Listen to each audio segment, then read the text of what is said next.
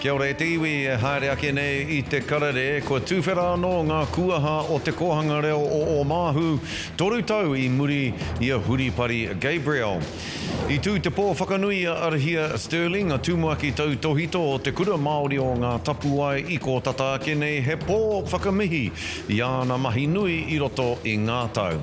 Kua puta I te matatini ngā rā motuhake e tū ai te whakataetai kapahaka nui whakaharahara o te motu a te tau 2027.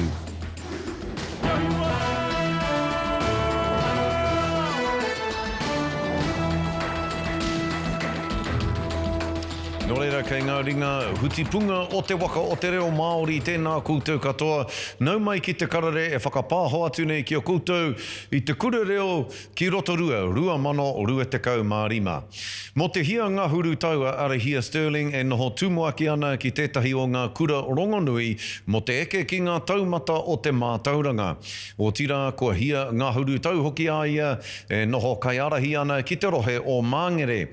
He toa whakaihu waka hoki mo te hunga whakaraerai I whakanuia ana mahi nui I ngā rā tata nei whaimuriho I tāna whakatau kia heke iho ia I tōna tūranga I te kura Māori o ngā tapuai a te rātau.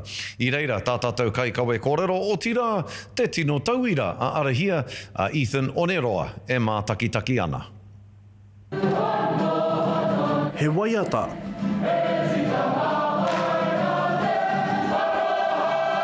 He kōrero.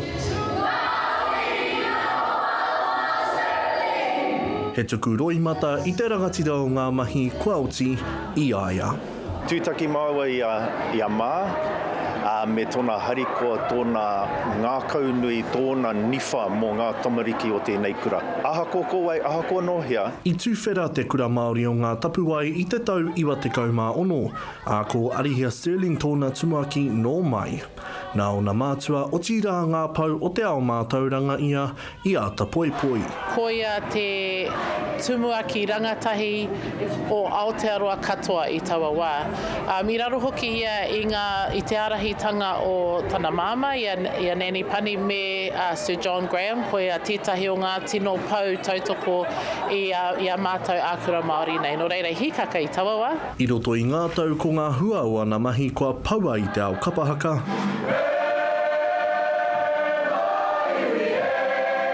I te ao hā kina. Te ake ko te kura Māori o ngā tapuai, tētahi o ngā kapa mātāmua o te whakataetai ki o rahi. I te ao mātauranga hoki. Ko e rā atu kura tūmata nui o te motu nei, kei muri ke I aia e kai ana I tōna puehu. E ke ai te kōrero I nā te mahi he rangatira. Ka mihi ake ki taku tuahine, me ona mātua. Nā rātau I para te huarahi kia eke ngā tamariki ki te taumata e hie te ana. I roto I ngā kōrero I kōrero tie e tā pirana ngata e tipu erea I ngā rā o tō au. Ko ia te hanumitanga o te wahine rangatira, o te tūmuaki rangatira, ko roa I e whakarite ana I te reanga hou. Mā rātou te kaupapa e kaua ki ana mata. Hākua kua o te wā ki aia kua tohua tānata māhine a Hāli Mariu, kia kōkiri ake te kaupapa o te kura nei ki tua. Kia aroha rātou ki a rātou, kia maia tō rātou puta I konei, koina tētahi o ngā tino mātāpono o te wāhi nei, kia o rātou mātou hāpori a tinana a wairua a hinengaro nei. Ko ana tapuai nui ka haruru tonu a haere ake nei. Ethan Oneroa te karere. Ko tā te waikanaitanga Newberry I ngā pātanga o te rohe o Kaikohe, he waihanga tūranga mahi, he waihanga kaupapa whakangungu, he waihanga ara mahi hoki, hei whai mā ngā whānau o ngā puhi. Ko te pai hoki o te waikanaitanga nei e paki aka ana ki te whenua tonu o ngā uri, anei rā ngā whakamārama a Harata Brown. Nau mai ngā hua. E whai hua ai te iwi o ngā puhi. E rōpere o Kaikohe kohe, e rōpere o ngā puhi nui tanu. My mother's Ngāti Rangi, so Ngāwha, which is just up the road, it was her be-all and end-all. There was no place like Ngāwha. So when I work up here, when I'm having a hard day, I look out the hills and I can remember walking them, dragging firewood back to my nan's house. that's why I'm here. It's 12 weeks. You know, we'll have great volume. So. Nō te rānei mana I te mahi ngātahi a Turners and Growers me te pakihi pere o ngā puhi koia, ko kai ko he berry fruit. We have access to whenua, we have access to kaimahi, we have access to water. But what T&G bring is the horticultural expertise and access to product we won't get ourselves. Kaikoa Berries should feel proud of the journey they went on prior to partnering with us. Sometimes horticulture is tough and they had some difficult seasons because of weather events. What they've grown to, the asset that they've built here, the great kaimahi that they've got, when you add that together with some of the varieties that we've got, but also the access that we've got into markets, then there's every reason that we should expect, you know, strong success from this business. Ka toro te mahi ngātahi ki te whenua I te kauheke te a te rahi. Ka iwa me te hawhe tau te roa o te rihi, mo ngā rākau me te wāhi whakapauaka I ngā hua. Ko tōna pai, tini atu o ngā tūranga mahi. Hei whakakapi haere ma te rangatahi, me te urunga mai o tēnei kamupene ka nui no atu tana mātauranga me pēhea ranei ngā mau o te whenua e hokai nai ki rāwahi. E noho ana te kamupene kaikohe berry fruit I raro I a Ngāpuhi Asset Holding, te peka pakihi a te runanga a iwi o Ngāpuhi. As Ngāpuhi, we are a big iwi, but in the horticultural space we are a minnow, and so we don't always get access to things as quickly and as fast and in the way we want. But by partnering, we can increase our returns and increase our influence. But most importantly, we can have our kaimahi work alongside T&G Fresh to learn from their expertise and experience. Ai marika ko ngā puawai nei o Ngāpuhi. Harata Brown, te karere. Tērā tētahi hapori nohi I te matau a Māui I te huro ake nei I te whakatūwheratanga mai anō o ngā kuaha o te kohanga reo o Upoko Iri ki o Māhu. E toru tau te kohanga nei e noho kati ana I te kino o Huripari Gabriel. Hei tā te hea wahine o te marae a Esmei Hunga. E mea nui te hokinga o ngā tamariki ki te kohanga mō ngā whānau I ngaro nei I a rātau te katoa o a rātau taputapu I te wā o te waipuke. He hapori e huro ana kua tuwhera anō tō rātau kohanga reo. Tēnei wānau nei e rika katoa nei, kia tīmata anō, kia anga whakamua, kia kōkiri I tā tātou kaupapa. Hoi ana tātou kua roa tātou mokapuna, e tatari ana ki tēnei whare o rātau. Nō te rānei tuwhera anō ai ngā tatau o te kohanga reo o te Upoko Iri ki o Māhu. Ko ia tētahi o ngā whare I turakina e Huripari Gabriel. I te wā o te waipuke, I pātu I te rua te kaunga mokopuna I tēnei kohanga reo. O te rai te korenga o te pare, te korenga o te kāinga, kua heke iho, te nuinga o ngā mokopuna o te rawa, kua haere ki te kura. Koe nei te kohanga reo tuatahi o roto mai o Ngāti Kahungunu, I tīmata mai I roto I te whare tīpuna o Kahukura nui I te marae tonu o Māhu I tōna wā. E mihi ana ki ngā kaiako o a tō mātou kohanga reo I pakangai e rā rua tau. I pakangai e rā rua tau ki te whāngai tonu I tō tātou reo ki a tātou tamariki mokopuna nō reira. Ai, huro ana te ngākau, hariko ana te ngākau, kua paku tau te mauri I nānei. E ai ki ngā tatauranga o te wā e hia mano ke ngā tamariki kei te rārangi tatari kia uru atu ki te kaupapa o te kohanga reo horapai te motu. Ko etahi e whangāna mo te rima tau rāna. Te roa. Ko te whāngai te reo I te kāinga. Nei te nui ngō te wā ko a tātou kaiako, he kuia, he kaumātua, he pakeke. Nō reira, aha koa pēr etahi o ngā kohanga reo kiki ana I ngā tamariki, kārehe mate o te whāngai tonu I te reo I te kāinga. Ko te whakahau o te kohanga reo o te Upoko Iri, me o ke ururua me to he puruhi te karawhiu o te kaupapa. Te take. Ka hoki aku mahara ki ngā kōroa Timoti I tēnei wiki. I te wiki o te reo Māori e mea ana. Ko te oranga o te reo kei roto I te rangatahi. kāre roa ka rangatahi a tātou tamariki moko puna. Nō reira, kia timata tātou ki te kōhanga reo, kia kaha tātou ki te akiaki, ki te poipoi te reo i roto i a rātou, anei te tei o ngā taura. Paenga ke ko aua paruparu katoa ka utaina ki runga i te papa whenua. Ko ira no hei pārekereka i pakatipu mai anō i tētahi anō rearea, tētahi anō tipu, i tētahi anō āhuataka. Nā reira, e hara i te mea i ngaro katoa atu te āhuatanga i te wā o te Waipuke, engari kua puta mai anō tētahi āhuatanga hou. E rā, he āhuatanga hou, he whakaoranga hou, he tīmatanga hou, mo tēnei kōhanga reo. Te o Kiwa McLean, te karere. Kua pānui mai a te matatini a hea ngārā e tū ai te whakataetai a te taurua mano rua tekau mā whitu. Nā, ka tū te ahurei nei a te rua tekau mā rua ki te rua tekau mā whitu o Pepuere ki hopu hopu i Taupiri.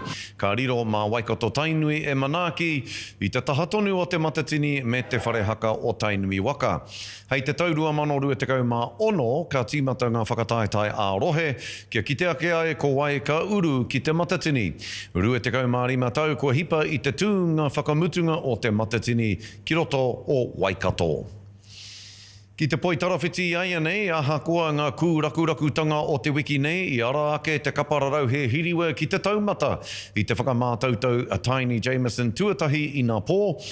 Kāre anō kia pēnei rawa te nui o tā rātau haupatu i a Āwhrika ki te tonga mai rāno i te tau 2017. Te kaumātahi rāno iho, kua hipa i tā poi tarawhiti o Aotearoa whakatārewa ake i a kahurangi Nolene Taurua me tōna kāhui Kaiako. Kia hatia, i toa tonu rātau, whitu tekau mā whitu ki te rima tekau mātahi i tā maki makaurau. I tuku mihi te kai urungi a Karen Berger kia taurua i tana hāpai i te kapa i mua i tōna whakatārewatanga. There's been a lot of work over the last few months, and obviously with the Pinnacle events coming up in mind as well. So this is just a stepping stone. So hopefully we've made her proud tonight to show that everything that she's put into work in the background, that we're actually showing it out there on court. It has been from... Hei te wenerei ka tū te whakamātautau tuarua, ara ki roto o Ahuriri.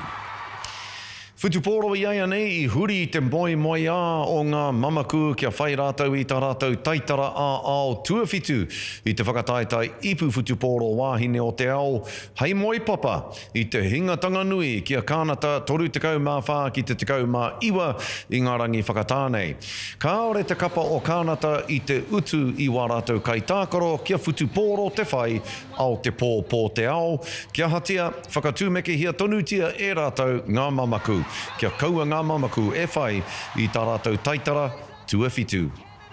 How gutting is this? Oh, so it's real gutting. It's like coulda, shoulda, woulda. Man, we were trying our best, but just full credit to Canada. Ka pakanga ngā mamaku kia wiwi mo te tūranga tuatoru i te whakataetai ipu whutupōro wāhine o te ao. Nā, ko te reo kia rauora, ko te tinana kia hauora, ko te pūtake o mātātoa, he hao mai i te hunga kirikawa ki te nakawhiti, me te hunga mumu reo, kia ko tahi rātau ki raro iho i te kaupapa kotahi. I haerea pōtaka maipi ki te mātakitaki i te whakataetai nei, a nei tāna pūrongo. Hiki tia, hapai inga, a rā te hauora Māori ki runga. He nui ngā take mo te whakatū i tēnei whakataetai, tuatahi e whakanui tō tāta iwi. I runga i te kaupapa o te hauora, koera te mea nui. Te whakauru te whānau ki roto i ngā mahi pēnei, kia pai ai te hauora, kia ora ai te tinana, kia ora ai te whānau, he kaupapa noi te rei tēnei wā. Ko ngā ingoa o ngā mahi o te rā e hāngai puana ki te whenua o te iwi o Waikato, o Wairere. Ko te mea tuatahi ko te papanui, he whakatakoto i te tuapapa mo te wāhine. Te titiro atu ki ngā pāo konei, ko miro piko, ko ena omo mo wāhi. Koira pia te wero tuatahi, he whakatakoto i te tuapapa me te mōhi anō, ko tēnei whenua, he whenua whakangungu i ngā toa i ona wā. He whenua aru i ngā manu, whāngai. E rima ngā wāhanga mō ngā kai whakataetai, tamariki mai, pakeke mai, mā tā toa mai. Me te aki ana i te rere o te reo take. Tuatahi, kāre tino kiti tēnei I wāhiki atu. Nō reira, koira te kaupapa matua o tēnei whakataitai, whakaraora I te reo, I runga I tetahi papa pēnei, I runga anō I te mea kaha urung tamātou te whānau katoa ki enei momo mahi nainei, he mea kia māma hoki te wairua, te rongo I tā rātou ake reo I roto I tetahi kaupapa pēnei, ka māma te wairua, ka tau te wairua I ringa I tērā. Te whare I ngā tinana pakari, me te whakapakari anō hoki I te hine ngaro. O he kōrero mo te tōnuitanga, te taenga mai o te waka o Tainui, ngā wā, ngā tau tuatahi o te tīmatanga o te kīngitanga, o te whakaaranga o te kīngitanga. Kamutu, ko te ono te kaumarua, te tau whakamutu ngai mua I te urunga mai o te raupatu, I te urunga mai o te Pākehā. Te wero tuatoru ko raupatu tonu, he kōrero mo te ngarohanga o te whenua, he aki I te iwi nei, kia pupuri rātau ki te pā, ki te bābeo, anō nei ko ngā tupune pupuri ana ki te whenua, ana ko te mea whakamutunga ko kaora tonu. Kei te ora tonu a māta atua, potaka maipi te karere. Nō reire e tiwi hei muri ake I ngā whakatairanga. Kei konei a te karere, kei te kura reo nei e tū nei ki roto rua. Tai hoa ake nei ka rongo kōrero I tētahi o ngā pū kōrero o Ngāti Tūwharetoa ane. Ko tai mai nei ki tēnei kura reo. Mai nō rei tiwi, nau mai hoki mai ki te karere I tēnei rā. Anei e whakapāho atu nei ki o koutou I roto rua o tira I te kura reo ki roto rua 2025. Ko tai mai tētahi o ngā tino tauira o te kura reo I roto I ngā tau ki te kura reo I tēnei tau nei. Noroto mai o Ngāti Tūwharetoa ko tōna ingoa ko Hemi, te wano e mihi ana ki a koe e te hoa tau muri e te hoa mauroa. Rawe te ki te a koe I roto I tēnei taiao o te kura reo. Tēnā koe te mana e rawe hoki te kite anō I a koe. E hoki ana ngā mahara ki te whare wānanga o Waikato, hoi anō tēnā kōrero tēnā. Tūwharetoa, me kōrero tāua mo Tūwharetoa, me te oranga o te reo I roto o Tūwharetoa. Ki o whakaaro, ki tāu titiro, e pēhe ana te oro o te reo I Wainganui tō tāua iwi o Ngāti Tūwharetoa I tēnei wā. E ora ana e kare, e ora ana, hoi no, e moe ana tāua, he mai kei te haere, kei te whanake haere te reo, I roto I a mātou, koe rā tā mātou, he whakawhanake, he kimi rautaki, he whai huki I ngā tauira I whakatauira tia mai, I te momo pēnā I a koe, e te whai huki I ngā kōrero a tā Timotima, I a Pānia, Papama, ana a hei, ko te pāinga hoki, kei te noho e rā kōrero, e rā akoranga, hei whai mā mātou, I roto I te kāinga I a Tūwharetoa. Hea ngā momo kaupapa ko whakatūria e koutou I roto o Tūwharetoa I ngā tau nei I runga I te wawata kia ora te reo o te iwi o Tūwharetoa. Me kōrero a hau mōku anake e roto I a hau I a Ngāti Hinemihi ki Tūwharetoa. Kia ora. Ko tētei wā mātou nā rautaki ko te kura Māori. Ko te kura, ko taku kura, he kura a iwi, ko te reo me ki te kaupapa matua o te kura. Nō reira, kia mātou he rautaki nui tērā, e whai oranga I te reo I roto I a mātou ana. Koe tēnā, koe rawe tēnā kōrero e hoa. Kamutu, ko rongo te motu whānui, I ngā kōrero mo te whai a Ngāti Tūwharetoa, ke hoki anō te maunga o Tongariro kia koutou. Tōna mana, tōna wehi, tōna tapu era ahuatanga katoa e whai ana koutou kia hoki mai te maunga o Tongariro kia koutou. E pēhe ana te haere o tērā kaupapa I tēnei wā? O ko tā mātou he whai he tautoko I tā mātou ariki. I a tā tumu e mea nei. Ana, ko tāna ki te kāwanatanga, kua tai ki te wā, kia whakahokia mai te mauri o taku maunga. Nō reira, ko tā mātou he tautoko I aia. Kāre au I te tino moe o ka pēhea tērā tautoko, atu I te kei te whakamehemea, kei te ki mai te ariki kia mātou me pēne, me pēra mātou. Nō reira, kei te rite mātou, kia hoki mai te maunga kia mātou, taihua e kite ai, ka pēhea te whakahoki ngāra. Hoi no, e whakapai ana mātou, he wā tōna, ka whakatūria he hui, ki runga hi a hau anō, ki tāpeka, ki reira whakamanati ai tērā whakahokinga mai. Kia o whakaaro, koe nei pēr te hia o tā tumu hei ōhaki māna ki te iwi o Ngāti Tūwhare tō tira ki te motu. E mohi ana tātou, ko ki te tātou ia tā tumu i roto i ngā tau nei. Kei te koro heke haere, tō tātou ariki. Koe nei pēr tāna hiahia, ko te hokinga mai o te maunga, hei ōhaki māna? O koera tāna ki tō tāu a hoa ki tō tāu whanaunga kia Julian, rato i te i ngā tatane.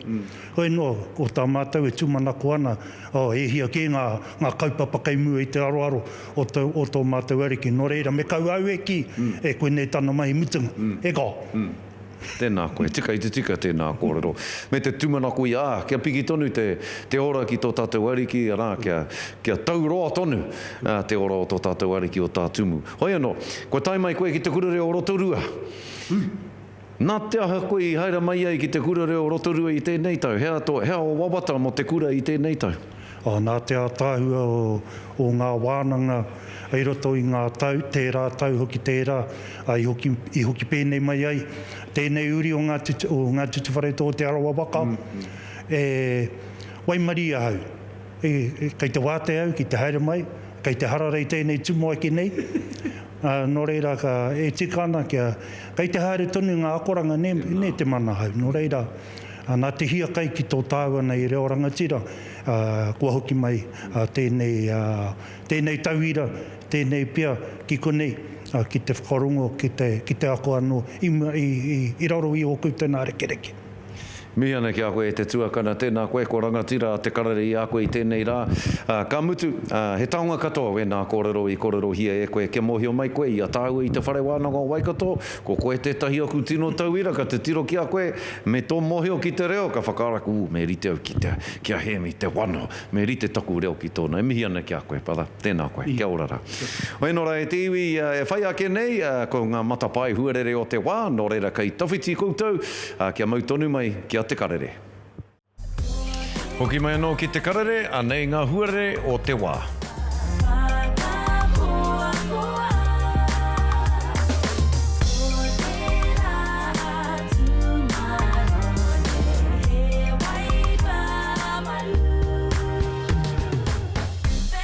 Koe nora e tiwi, koe nā tā te karere i tēnei rā, i te kurere o ki Rotorua, kei konei a te karere mo te katoa o te wiki. Nō reira, hei a pōpō, kia ora tātou.